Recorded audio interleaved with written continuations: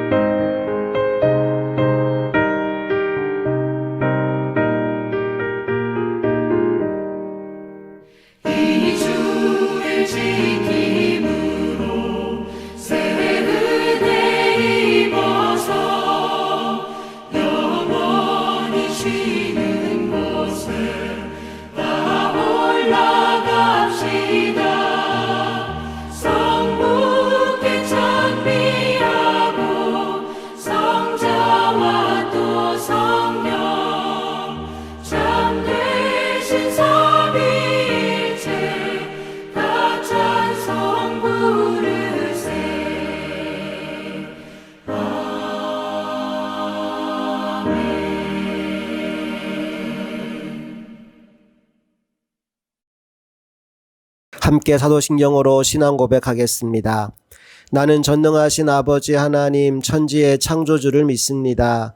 나는 그의 유일하신 아들 우리 주 예수 그리스도를 믿습니다. 그는 성령으로 잉태되어 동정녀 마리아에게서 나시고 본디오 빌라도에게 고난을 받아 십자가에 못 박혀 죽으시고 장사된 지 사흘 만에 죽은 자 가운데서 다시 살아나셨으며 하늘에 오르시어 전능하신 아버지 하나님 우편에 앉아 계시다가 거기로부터 살아있는 자와 죽은 자를 심판하러 오십니다.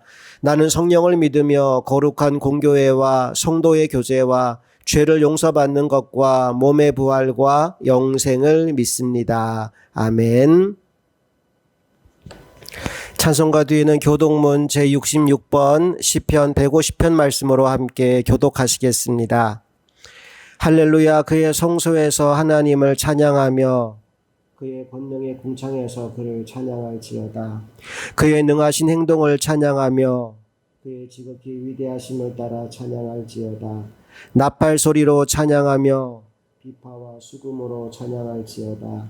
소고치며 춤추어 찬양하며 현악과 퉁소로 찬양할지어다. 큰 소리 나는 재금으로 찬양하며 높은 소리 나는 재금으로 찬양할지어다. 호흡이 있는 자마다 여호와를 찬양할지어다. 할렐루야. 아멘. 이 시간 오늘 부어주실 하나님의 은혜를 기대하며 통성으로 기도하는 시간 가지겠습니다. 함께 기도합니다.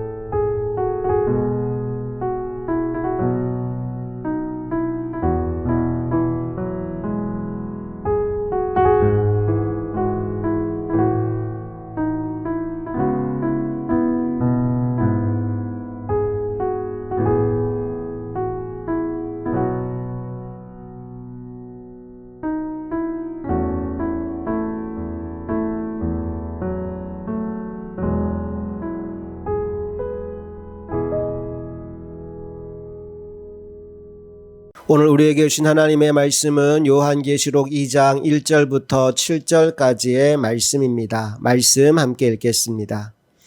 에베소 교회의 사자에게 편지하라. 오른손에 있는 7별을 붙잡고 7 금 촛대 사이를 거니신 이가 이르시되 내가 내 행위와 수고와 내 인내를 알고 또 악한 자들을 용납하지 아니한 것과 자칭 사도라 하되 아닌 자들을 시험하여 그의 거짓된 것을 내가 드러낸 것과 또 내가 참고 내 이름을 위하여 견디고 게으르지 아니한 것을 아노라. 그러나 너를 책망할 것이 있나니 너의 처음 사랑을 버렸느니라. 그러므로 어디서 떨어졌는지를 생각하고 회개하여 처음 행위를 가지라.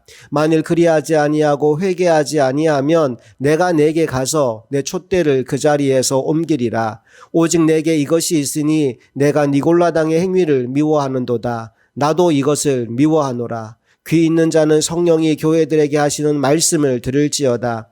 이기는 그에게는 내가 하나님의 낙원에 있는 생명나무의 열매를 주어 먹게 하리라. 아멘. 오늘은 처음 사랑을 회복하라 라는 제목으로 하나님 말씀을 나누겠습니다. 오늘은 우리 흥업교회 창립 27주년 기념주일입니다. 어떤 말씀을 나누면 좋을까 기도하던 중에 어쩌면 지금이 우리 교회의 건강검진이 필요한 타이밍이 아닐까라는 생각이 들었습니다. 우리가 정기적으로 건강검진을 받는 이유가 무엇입니까? 바로 현재의 건강 상태를 잘 체크해서 더 오래 건강하게 살아가기 위함이 아니겠습니까? 그런 의미에서 교회도 정기적으로 건강검진을 받을 필요가 있다고 생각합니다. 특별히 요한계시록 2장과 3장에 나오는 소아시아 7교회에 보내는 하나님의 편지는 지금 우리 교회의 상태를 점검해 볼 수 있는 아주 귀중한 자료가 됩니다. 오늘 그 첫 번째 교회인 에베소 교회를 만날 텐데 이 말씀을 통해 오늘 우리 교회의 영적 상태를 진단해 보는 은혜가 임하게 되기를 소망합니다. 먼저 1절 말씀을 읽어 보겠습니다. 에베소 교회의 사자에게 편지하라. 오른손에 있는 7별을 붙잡고 7 금 촛대 사이를 거니시는 이가 이르시되, 주님이 등장하시는데 주님의 모습이 이렇게 묘사되어 있습니다. 오른손에 7별을 붙잡고 7 금 촛대 사이를 거니시는 이. 여기서 별이 뭐고 촛대가 뭘까요? 여러분 고민할 필요 없습니다. 앞에 다 나와 있어요. 자, 요한계시록 1장 20절을 볼까요? 함께 읽어봅니다. 내가 본 것은 그 오른손에 7별의 비밀과 또 7 금 촛대라. 7별은 7 교회의 사자요. 7 촛대는 7 교회니라. 7별이 뭐라고요? 7 교회의 사자, 다시 말해 목회자들을 의미합니다. 7 금촛대는요 7 교회를 의미합니다. 그러니까 주님이 어떤 분이시다? 첫째로 7별 주의 종 목회자들을 오른손으로 붙들고 계신 분이다 라고 말씀하고 있어요. 여러분, 목회자는 하나도 위대한 사람이 아닙니다. 오히려 부족한 것 투성이에요. 그런데 그 목회자를 누가 붙들고 계신다고요? 위대하신 주님이 붙들고 계셔요. 그래서 때로 주의 종들이 위대해 보이는 겁니다. 지도자는 하나님이 세웁니다. 하나님이 교회를 위해서 지도자를 세우는 거예요. 그러나 교회의 운명은 결코 그 지도자에게 달려 있는 것이 아닙니다. 그 지도자를 붙들고 계신 분이 누구시라고요? 예, 주님이십니다. 그리고 그 교회 사이를 거니시며 돌보시는 분 역시 주님이십니다. 그래서 교회의 주인은 바로 주님이십니다. 오늘 에베소 교회에 편지하면서 주님은 자신이 누구신지를 이 본문의 말씀을 통해 분명하게 보여주고 계신 거지요. 창립 27주년을 맞는 오늘 흥업교회의 진정한 주인이 우리 주 예수 그리스도임을 분명하게 고백하는 저와 여러분 모두가 될 수 있기를 간절히 바랍니다. 특별히 에베소는 당시 사도 요한이 유배 중이었던 반모섬에서 가장 가까운 곳이면서 또 가장 번성한 도시였습니다. 마치 로마를 그대로 옮겨놓은 것 같다 하여 작은 로마라는 별명이 붙어 있을 정도였지요. 바울은 2차 선교여행 당시 이곳으로 오게 되었는데 에베소 지역에 두란노 서원이라는 말씀 학교를 세워서 3년 가까이 되는 시간을 거기에 머무르며 제자를 양육했습니다. 그러니 바울에게 있어 에베소는 아주 각별한 곳일 수밖에 없었지요. 자, 에베소서 1장 16절 말씀을 한번 볼까요? 에베소 교회에 편지하면서 바울이 했던 말을 함께 읽어봅시다. 내가 기도할 때 기억하며 너희로 말미암아 감사하기를 그치지 아니하고. 생각만 해도 좋은 교회. 바울은 그 교회에 자신의 후임자로 아들같이 여기는 목회자 디모데를 세웠습니다. 그리고 그 후에 유명한 성경학자인 아볼로가 그 교회를 섬겼고, 지금 요한계시록을 쓰고 있는 사도 요한 역시도 에베소 교회에서 목회한 적이 있었어요. 한마디로 이 교회는 역사와 전통을 자랑하는 교회였다고 볼 수 있습니다. 거쳐간 목회자들의 면면도 화려했지만 교회에 대한 평판도 너무나 좋은 교회였습니다. 주님 역시도 그 교회에 대한 칭찬으로 말문을 여시지요. 2절과 3절을 읽어봅니다. 내가 내 행위와 수고와 내 인내를 알고 또 악한 자들을 용납하지 아니한 것과 자칭 사도라 하되 아닌 자들을 시험하여 그의 거짓된 것을 내가 드러낸 것과 또 내가 참고 내 이름을 위하여 견디고 게으르지 아니한 것을 아노라. 주님 이렇게 말씀하십니다. 내가 안다. 네가 얼마나 많이 수고했고 얼마나 많이 인내했고 얼마나 많이 충성했고 또 얼마나 부지런하게 나를 섬겼는지를 내가 안다. 여러분, 세상 사람들이 몰라준다고 섭섭해하지 마십시오. 목사가 몰라준다고 서운해하지 마십시오. 주님이 아십니다. 주님이 기억하십니다. 여러분, 그러면 족하지 않겠습니까? 나는 여러분이 이 사실을 분명히 믿고 누가 알아주든 몰라주든 신경 쓰지 않고 믿음의 행위를 계속 이어가는 하나님의 사람들이 되실 수 있기를 간절히 소망합니다. 특별히 오늘 말씀을 보니까 우리 주님이 에베소 교회를 향해서 두 가지 칭찬을 하십니다. 첫 번째는 그 교회가 주님께 헌신하고 충성한 것을 칭찬하시고요. 두 번째는 이단들에 맞서 싸우며 진리를 사수한 것을 칭찬하십니다. 오늘 우리 교회에도 이 두 가지 자세가 분명히 필요한 줄로 믿습니다. 사람들이 알아주든 몰라주든 주님 앞에서 끝까지 충성하는 자세, 또한 누가 뭐라고 해도 진리 안에 거함으로 흔들리지 않는 자세, 이 두 가지 자세가 우리 교회 안에 가득할 수 있기를 간절히 바랍니다. 특별히 우리가 두 번째 것, 진리를 사수하기 위해서는 반드시 필요한 것이 진리를 아는 겁니다. 여러분, 뭐가 진리인가요? 진리는 예수님입니다. 요한복음 14장에서 예수님이 그렇게 말씀하셨잖아요. 내가 곧 길이요 진리요 생명이니. 그러므로 우리는 예수를 깊이 알아야 합니다. 우리가 한 사람을 안다라고 말할 때 두 가지 알미 있어요. 하나는 지식적인 알미고 또 하나는 체험적인 알미입니다. 예수를 깊이 안다고 하는 건 단순히 성경 공부를 통해서 예수님에 대해 배우는 것을 의미하는 게 아닙니다. 예수님과 함께 먹고 마시고 동행함으로 체험을 통해 그분을 알게 되는 것을 말하죠. 2022년은 이전보다 예수를 더 깊이 아는 한 해가 될 수 있기를 바랍니다. 언젠가 TV에서 위조 지폐를 기가 막히게 감별하는 감별사를 본 적이 있습니다. 일반 사람들이 볼 때는 거의 똑같아 보이는데 단 몇 초 만에 진폐와 위폐를 구별해내는 탁월한 능력을 가진 주인공이었습니다. 나중에 리포터가 이렇게 물어봤어요. 아니, 당신은 어떻게 이렇게 위조 지폐를 빨리 잘 골라내십니까? 그때 이 주인공이 했던 말이 참 제 기억에서 떠나지 않더라고요. 그가 이런 말을 했습니다. 나는 진폐에 대해서 누구보다 정확하게 압니다. 진짜 지폐의 맛, 무게, 크기, 모양, 색깔, 문양. 진폐를 정확하게 알고 나니까 위조 지폐는 금방 눈에 보이더라고요. 여러분, 이 세상에는 가짜가 얼마나 많은지 모릅니다. 그렇다고 그 가짜에 대해서 다 알아볼 필요 없습니다. 다 공부할 필요 없습니다. 진짜 하나만 제대로 알아놓으면 가짜는 금세 찾아낼 수 있는 겁니다. 그러므로 여러분 축복합니다. 예수를 깊이 알고 제대로 알아서 어떤 이단도 여러분을 미혹하지 못하는 예수 전문가가 다 되시기를 간절히 바랍니다. 자, 여기까지는 참 좋아요. 에베소 교회에 대한 칭찬, 우리의 칭찬이 되기를 원합니다. 자, 그런데 4절 이하의 말씀을 보면 이 에베소 교회를 향한 주님의 안타까운 책망이 이어집니다. 4절을 볼까요? 그러나 너를 책망할 것이 있나니 너의 처음 사랑을 버렸느니라. 여러분, 별것 아닌 것 같은데 어마어마한 겁니다. 사실 사랑을 잃으면 다 잃어버린 거예요.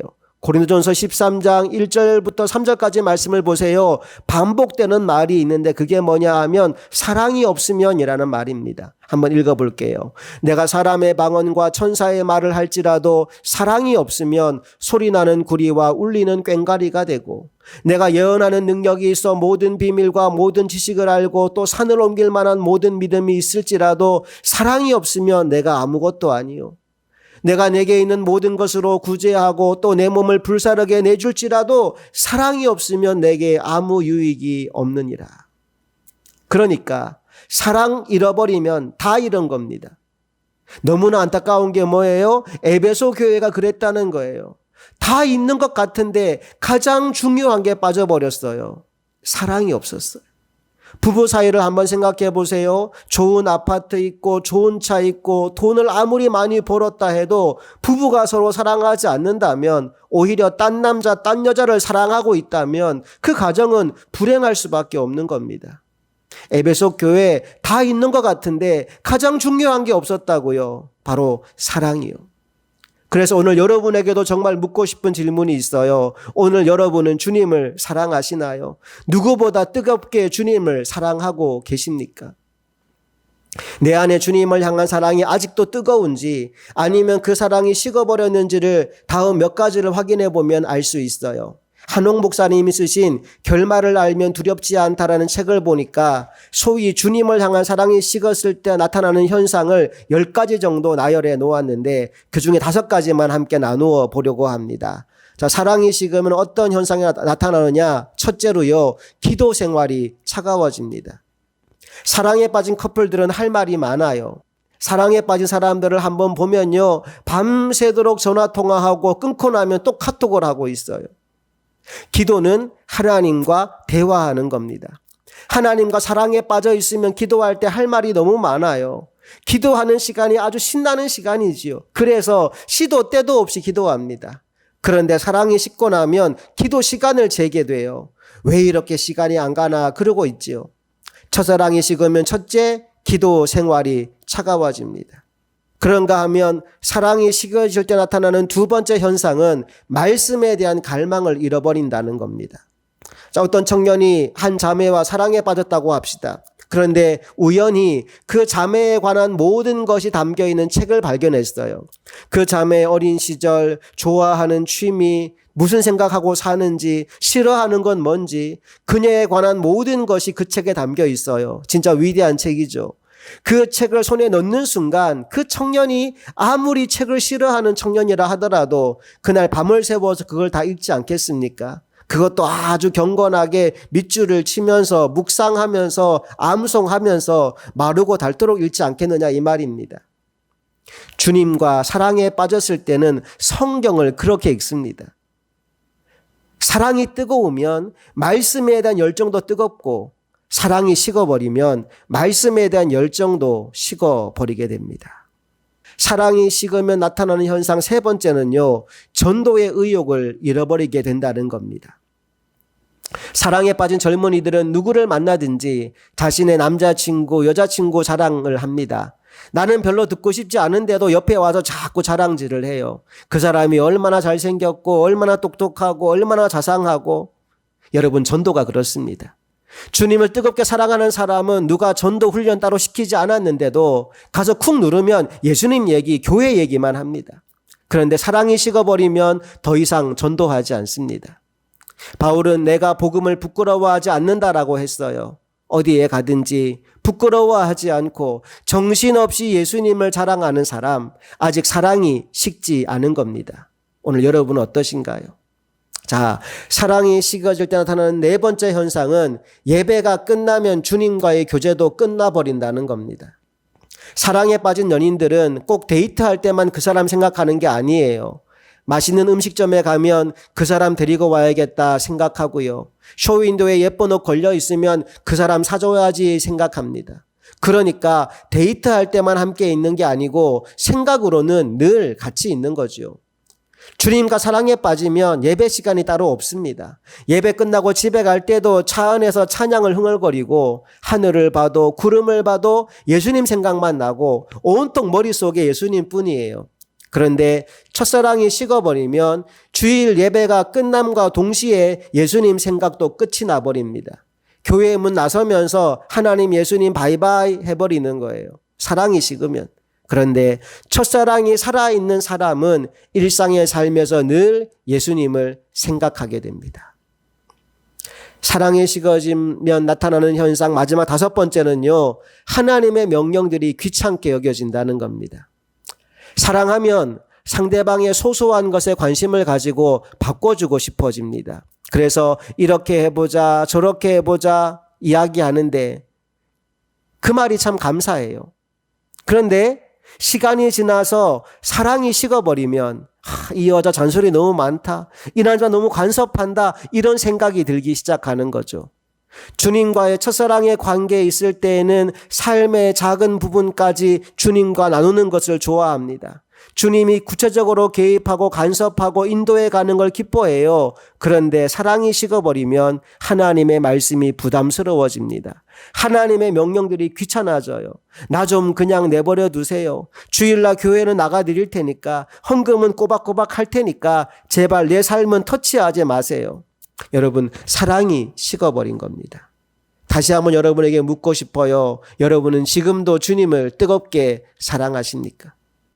혹시 여러분 중에 사랑이 식어버린 채 형식적인 종교 생활에 빠져있는 분은 안 계신가요?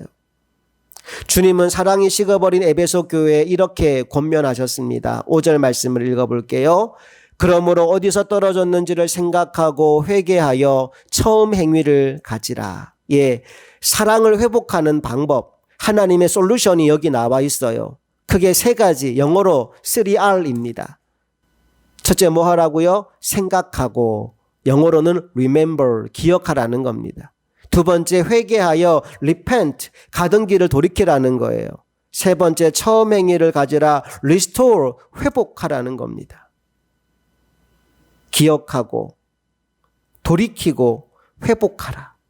그런데 만약 그렇게 하지 않는다면, 그래서 회개하지 않는다면 어떻게 하신다고 말씀하셨습니까? 내가 내게 가서 내 촛대를 그 자리에서 옮기리라 말씀하셨습니다.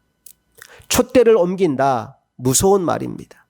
하나님의 영광을 거두시겠다는 말입니다. 바꿔 말하면 주님이 이것을 무엇보다 심각하게 보신다는 얘기입니다. 여러분, 신앙의 본질은 교회에 열심히 나오는 게 아닙니다. 헌금 열심히 하는 것도 아니고 전도를 많이 하는 것도 아닙니다. 그럼 뭐냐? 바로 주님을 사랑하는 것입니다. 호세아 6장 6절 말씀을 보세요. 하나님이 원하시는 것을 이렇게 표현합니다. 나는 인애를 원하고 제사를 원하지 아니하며 번제보다 하나님을 아는 것을 원하노라. 이 말씀을 조금 쉬운 세번역 성경으로 읽어볼게요. 다 같이 시작. 내가 바라는 것은 변함없는 사랑이지 제사가 아니다. 불살라 바치는 제사보다는 너희가 나 하나님을 알기를 더 바란다. 주님이 정말 바라는 것은 변함없는 사랑, 흔들리지 않는 사랑이라고 말씀하고 있어요. 이제 우리 흥업교회는 창립 27주년을 맞이했습니다. 이제 우리의 신앙을 점검하고 다시 회복할 수 있기를 원합니다. 오늘 본문에서 주님이 권면하시는 것처럼 어디서 떨어졌는지를 생각하고 회개하여 처음 행위를 가지는 저와 여러분 될 수 있기를 소망합니다. 그래서 누가 우리에게 언제 주님과의 사랑이 가장 뜨거웠나요? 묻는다면 잠시도 망설이지 않고 바로 지금이요 라고 대답할 수 있는 우리 모두가 될 수 있기를 간절히 소망합니다. 함께 기도하겠습니다. 좋으신 아버지 하나님, 지난 27년간 흥업교회를 사랑하셔서 귀한 믿음의 공동체로 지내오게 하시니 감사합니다. 이제 창립 기념일을 맞이하며 우리가 우리의 지금 상태를 점검해 보기를 원합니다. 처음 시작할 때의 그 뜨거움, 그 열정, 그 사랑을 혹시 우리가 잃어버리진 않았는지요? 혹시 그 사랑이 식어버린 건 아닌지요? 이제 에베소 교회를 향해 회개하라 회복하라 하신 그 말씀을 오늘 우리 흥업교회에 주시는 말씀으로 받아서 우리 교회가 오늘 이 시대에 누구보다 주님을 뜨겁게 사랑하는 교회로 소문나게 하여 주시옵소서. 우리 주 예수 그리스도의 이름으로 간절히 기도합니다. 아멘. 찬송가 315장 내 주 되신 주를 참 사랑하고 함께 찬양하시면서 준비하신 예물 하나님께 올려드리겠습니다.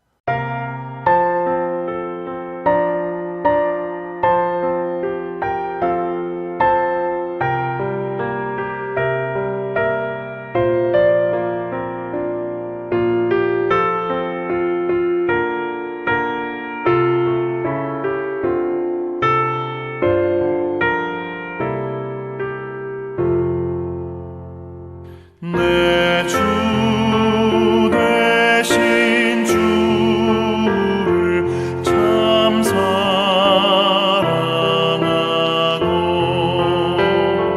곧 그에게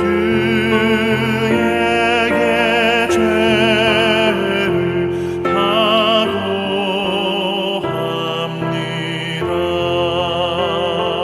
그는 은혜를 주신 내 예수시니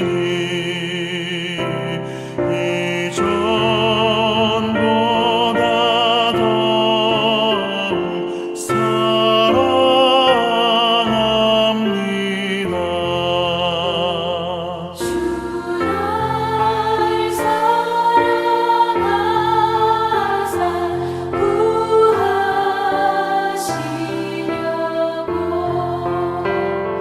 저 십자가 고난 당하셨도다.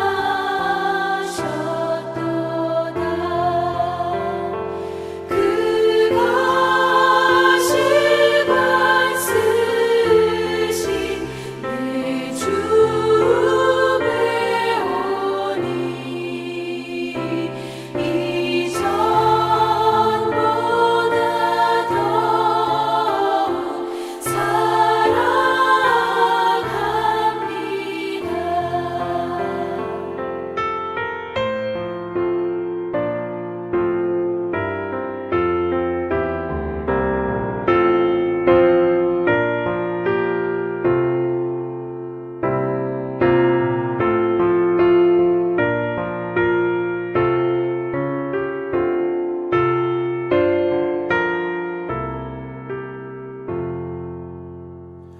내 평생에 힘쓸 그 큰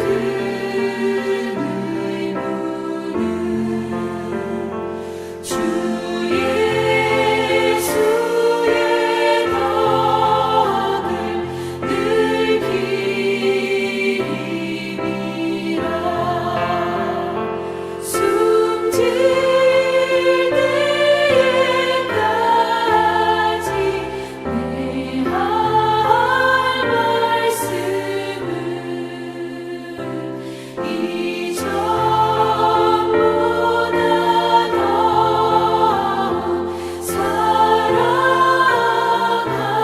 사랑합니다. 그 영광의 나라 나 들어가서 그 풍성한 은혜 늘 감사하리.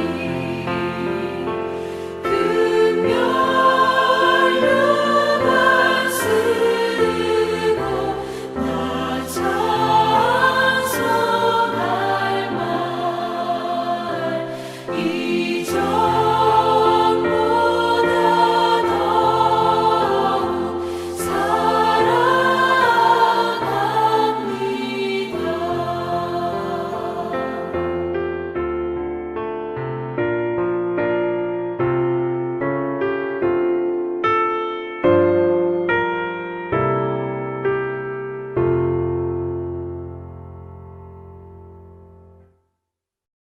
함께 기도하겠습니다. 하나님, 오늘도 우리가 순서에 따라 귀한 예물을 구별하여 아버지 손에 올려드렸습니다. 이 물질에 담긴 성도들의 주님 사랑하는 마음을 기쁨으로 받아주시고 주님의 선한 사업에 이 물질들을 사용하여 주시옵소서. 우리 흥업교회가 하나님을 기쁘시게 하는 교회, 또 지역사회에 꼭 필요한 교회로 세워질 수 있도록 순간순간 인도하시고 말씀하시고 이끌어 주시옵소서. 또한 우리는 주님의 그 말씀에 예민하게 반응하여 움직일 수 있는 살아있는 교회가 되게 하여 주옵소서. 이제는 우리 주 예수 그리스도의 크신 은혜와 하나님 아버지의 놀라운 사랑과 성령님의 감화 감동 역사 충만하심이 창립 27주년을 맞이한 흥업교회 모든 성도들의 삶 가운데 지금부터 영원토록 가득하시기를 간절히 축원하옵나이다. 아멘.